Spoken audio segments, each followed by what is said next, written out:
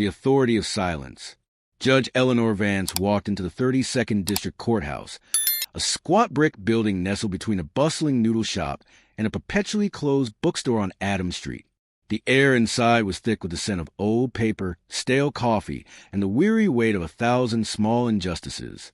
Eleanor had breathed that air for 20 years, first as a clerk, then as a public defender, and now, for the last 8, as the woman behind the bench. On this particularly gray Thursday morning, she knew it was going to be a day of veiled conflict. The defendant, a young man named Marcus Taylor, sat at the defense table. His public defender, a nervous-looking woman fresh out of law school, kept glancing at her client's bruised cheek, a detail Eleanor had already noted in her mind, a tiny flag of concern in the landscape of her docket. 2 detectives, Sergeant Miller and Officer Hayes, arrived 7 minutes late. They strode in with a swagger that spoke of unchallenged power. Miller, a burly man in his late 40s, didn't so much as nod toward the bench. Hayes, younger and chewing gum with loud, rhythmic pops, leaned against the wall as if the courtroom were nothing more than a bus stop. "Gentlemen," Judge Vance said, her voice a calm river cutting through the still, tense air. The court was due to begin at 9. Miller offered a dismissive shrug. "Traffic, Your Honor.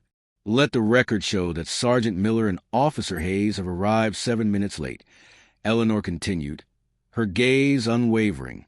"And this court requires proper decorum. That includes addressing the bench as Your Honor. Please make a note of that for the future." Miller gave a tight, almost imperceptible smile. Hayes just kept chewing his gum. It was a familiar dance, the subtle jabs, the silent challenge. They saw a black woman in a black robe and assumed she was all bark and no bite. But Eleanor had learned long ago that true power didn't need to shout. The prosecution read its statement, and then it was the officer's turn. Sergeant Miller stepped forward. The suspect was loitering outside a convenience store, refused to show ID, got belligerent, and then resisted arrest. Minimal force was used. He was standing on a public sidewalk, waiting for a ride share. Eleanor countered, looking at the arrest report. The store owner filed no complaint, and there was no call for service. "Is that correct?" Miller's composure flickered. It was a patrol check. Standard procedure. Eleanor leaned back in her chair, a slow, deliberate movement. "This court will require the body camera footage before we proceed. The footage is to be submitted within 48 hours. No footage, no case." A collective murmur rippled through the gallery. The public defender's eyes widened, and Marcus Taylor, the young defendant, looked up at the judge for the first time, a glimmer of hope in his swollen eyes.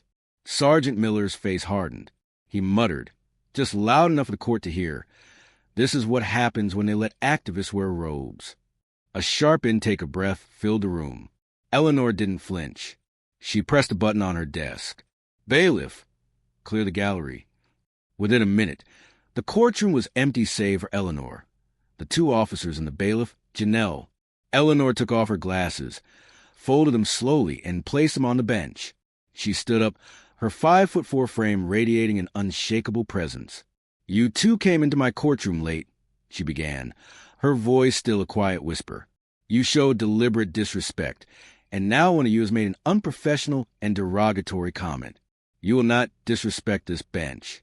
You will not disrespect this court. And you will not disrespect me. Not because I demand it, but because the people of the city expect it." The room was silent.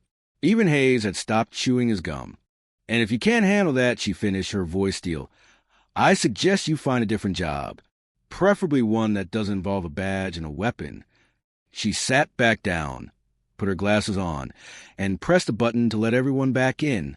The energy in the room had changed. People now looked at her with a quiet awe. The next day, Eleanor's phone buzzed with an email from a civil rights attorney.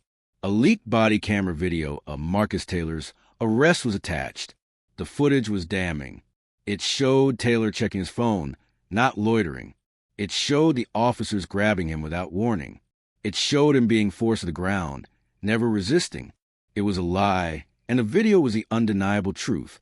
At 9 a.m. on Friday, court was in session. Sergeant Miller and Officer Hayes were there, their usual arrogance replaced by a tense stillness.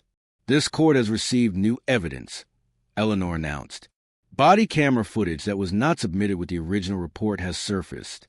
It shows a sequence of events that directly contradicts the officer's testimony. I have referred this footage to the Internal Affairs Division." She then looked directly at Miller. "Sergeant, do you have anything to say about the omission of this footage?" Miller opened his mouth, then closed it. "No, Your Honor." "I didn't think so," Eleanor said, her voice unwavering. "Mr. Taylor's arraignment is on hold. He is to be released on his own recognizance, effective immediately." She recessed court for the morning. In her chambers, her phone buzzed again.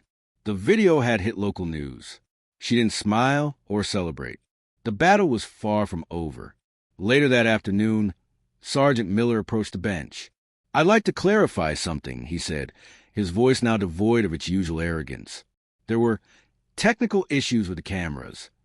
Eleanor raised a hand, stopping him. "Thank you, Sergeant. That will be all. Let the record reflect that Sergeant Miller is not assigned to this matter and was not invited to speak." Miller's face flushed. The shift in power was palpable. The Police Benevolent Association released a statement accusing Judge Vance of creating a hostile environment for officers. An anonymous blog post claimed she had a personal agenda. The media firestorm grew. Clarissa's mentor, a retired judge named Arthur Crenshaw, called her. "They're waiting for you to mess up," he said. "A single angry word, a moment of weakness. That's all they need to make this about your behavior instead of theirs." Clarissa knew he was right. She sat in her chambers late into the evening, looking at a faded photo of her grandfather, a quiet man who had always told her, "You don't have to scream to be heard, baby." The pressure came to a head on Wednesday. She had a court-wide training day, leaving her courtroom silent and empty.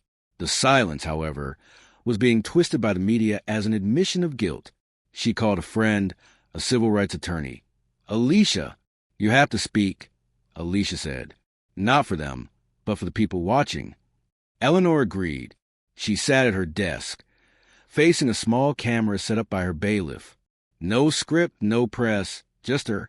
"I wasn't elected to be liked," she began, her voice calm and measured. "I was elected to apply the law consistently and fairly.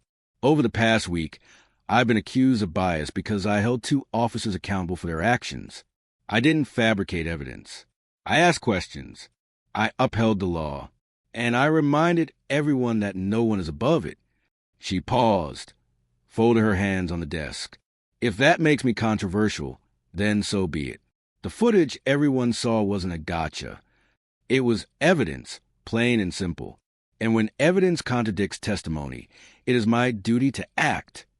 She ended the video with a simple, powerful statement. Dignity doesn't require volume, just principle. The video went viral. The story was no longer about a biased judge. It was about a woman who had stood her ground with quiet strength. The complaint against her was quietly dismissed. Sergeant Miller was reassigned to desk duty. Officer Hayes took a sudden leave of absence. The charges against Marcus Taylor were dropped. Weeks later, Judge Vance visited the juvenile court wing to speak to a group of high school students on a field trip. One student, a quiet boy, asked her if she ever got scared. "Every single week," she said honestly. "But scared doesn't mean unqualified. It means you care enough to know what could go wrong, and you're strong enough to show up anyway."